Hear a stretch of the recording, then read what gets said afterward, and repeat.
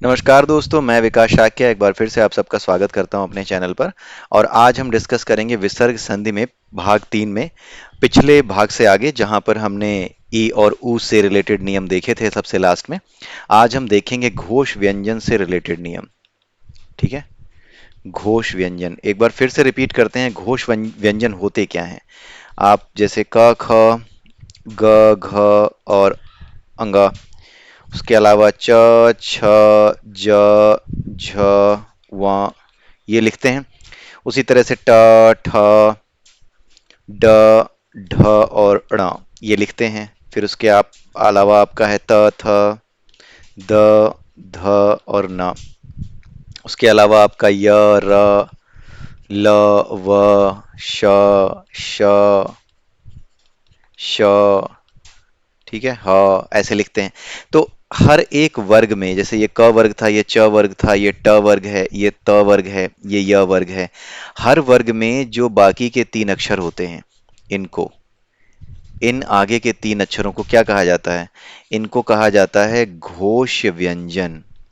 ठीक है, ये पहले हम पढ़ चुके हैं पहले ही पार्ट में, लेकिन एक बार फिर से हम इसको रिवाइज करने के पर्पज से यहाँ पर देख लेते हैं कि घोष व्यंजन होते क्या हैं। तो घोष व्यंजन हर वर्ग में जो बाद के पहले 2 अक्षरों के बाद के जो 3 अक्षर होते हैं या 3 वर्ण होते हैं, उन्हीं को घोष व्यंजन कहा जाता है। ठीक है।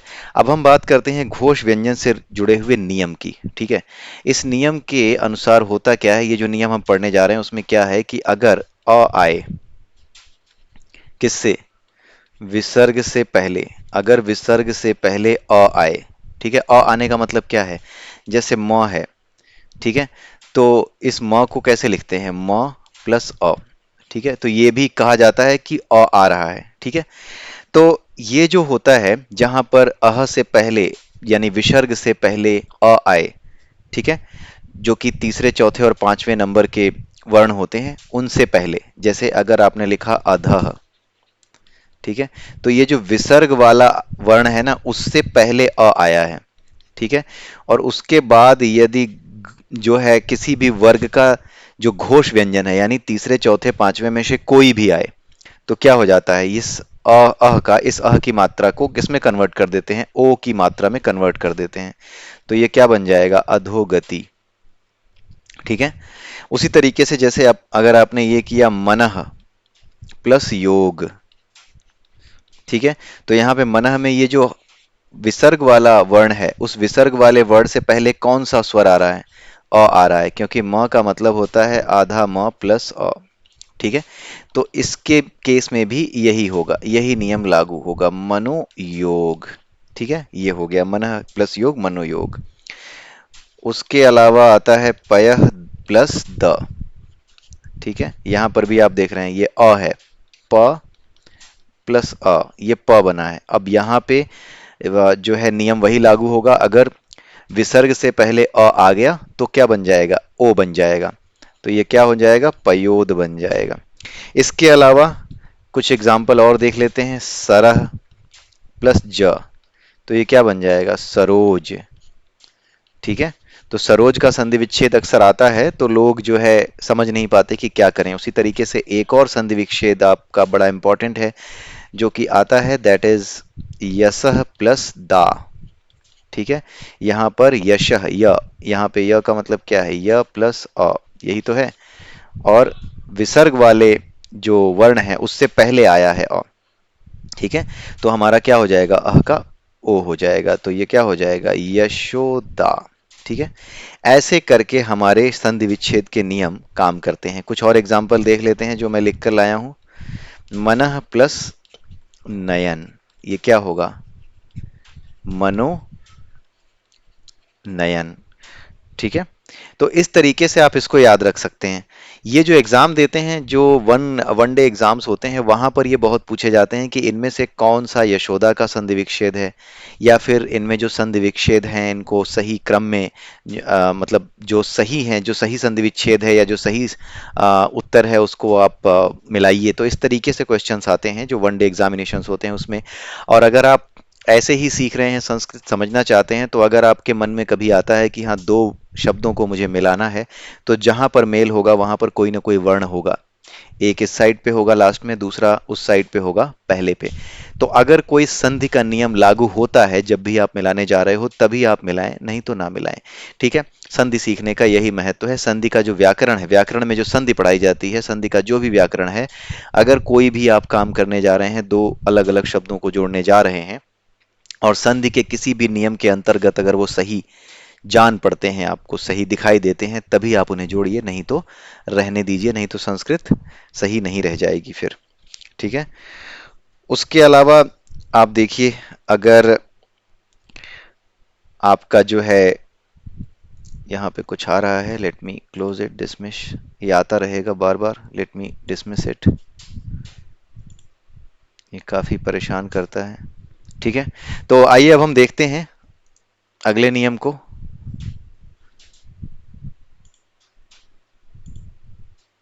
एक मिनट, जरा मैं ये हटा लूं, बार बार आता है, डिस्टर्ब करता है मुझे ये।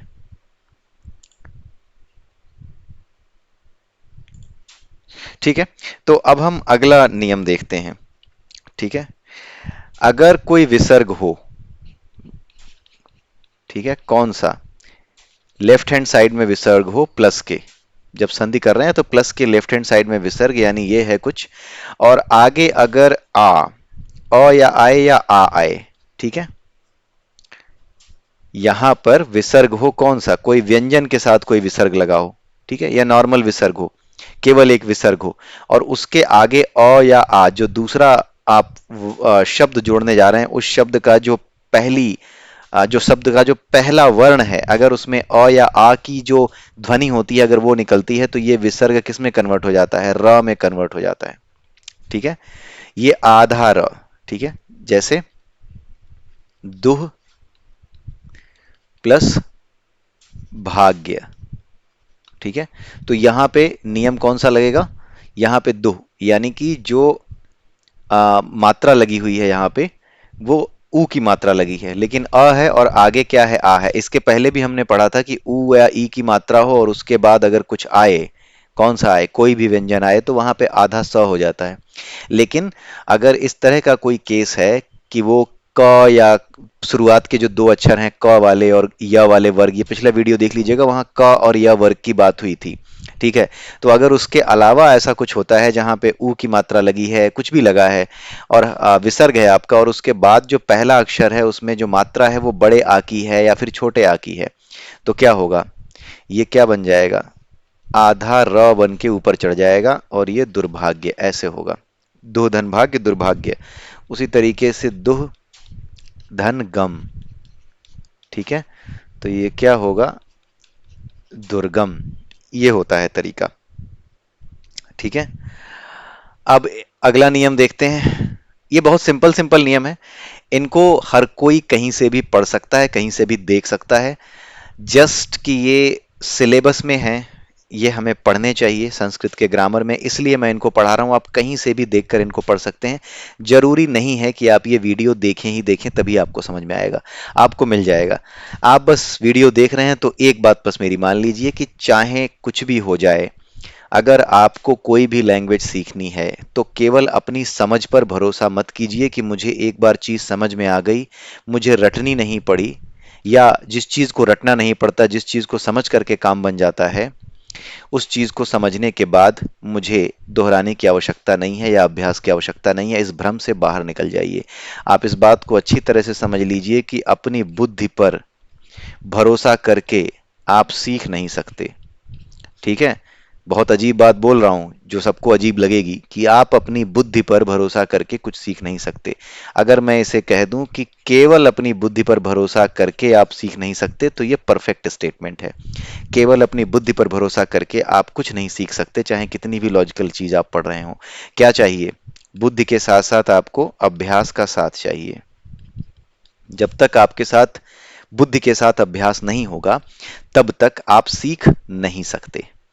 सीखने के लिए बुद्धि और अभ्यास, मुख्य तो अभ्यास ही है, क्योंकि अभ्यास से ही बुद्धि पुष्ट होती है। ठीक है, तो आप बिना केवल अपनी बुद्धि पर भरोसा करके सीख नहीं सकते किसी भी चीज को, जब तक कि आप अभ्यास नहीं करते। ठीक है, अब आगे का नियम देखते हैं। अगर विसर्ग के आगे र हो, विसर्ग के आगे क्या आए, र आए, जैसे निह प्लस रोग। ठीक है, तो ये र क्या हो जाता है, ये विसर्ग क्या हो जाता है, गायब हो जाता है। यानी अगर निह प्लस रोग है तो क्या हो जाएगा, नी रोग हो जाएगा। ठीक है, ये जो छोटी ई की मात्रा है ये बड़ी ई में कन्वर्ट हो जाएगी और ये गायब हो जाएगा। ठीक है, अब इसमें देखते हैं, नेह प्लस रस, फिर वही नियम लगेगा, नीरस। यानी छोटी ई की मात्रा बड़ी ई में जरूर कन्वर्ट करोगे और उसके बाद जो विसर्ग है आपका उसको आप गायब कर दोगे। निह प्लस रज, ठीक है, इसको क्या करेंगे, नीरज बोलेंगे। ठीक है, ये नीरज हो गया। और कोई एग्जाम्पल है मेरे पास, जी हाँ, नीरव मोदी वाला एग्जाम्पल है, निह प्लस रव। ठीक है, नीरव। ठीक है, तो ये ख जैसा लग रहा है, इसको अलग ऐसे देख सकते हैं, नी प्लस र व ऐसे आप पढ़ सकते हो।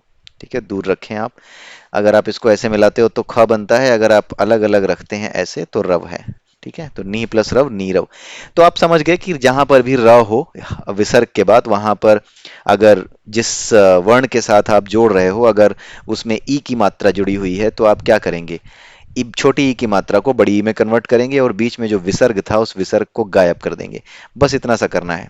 ठीक है, ई की मात्रा गायब, छोटी ई की मात्रा गायब, प्लस जो विसर्ग है, सॉरी, ई की मात्रा बड़ी ई और विसर्ग जो है वो क्या हो जाएगा, गायब हो जाएगा। तो विसर्ग को गायब करना है और छोटी ई की मात्रा को बड़ी ई में कन्वर्ट कर देना है, यही नियम है। ठीक है, उसके अलावा अब जो लास्ट नियम है, काफी कुछ हम इनमें इसमें देख चुके हैं विसर्ग संधि में, और ज्यादा इसमें नहीं है। घोष व्यंजन क्या है ये आपने समझ लिए, अलग अलग नियम समझ लिए, बाकी जो कुछ बचा है वो आपका अभ्यास बचा है। ठीक है, यहाँ पर कुछ भी ऐसा नहीं है जो घोल कर पिलाया जा रहा है, सिंपल सी चीज है कि आपको इसको समझ करके इसका अभ्यास करना है। अगर आप नए नए वर्ड्स का या नए नए शब्दों का अभ्यास नहीं भी कर रहे हैं तो भी केवल हर रोज इतना ही देख करके इसको अगर आप पढ़ जाएंगे, दो चार इसके नियम देख लिए, दो चार शब्द रूप के देख लिए, धातु रूप के देख लिए, तो जब भी दो चार हर रोज आप करते रहेंगे ना तो ये संस्कृत आपके दिमाग में बैठती चली जाएगी। एक समय के बाद ऐसा होगा कि आपको ये चीजें याद हो जाएंगी, आपको याद करनी नहीं पड़ेंगी।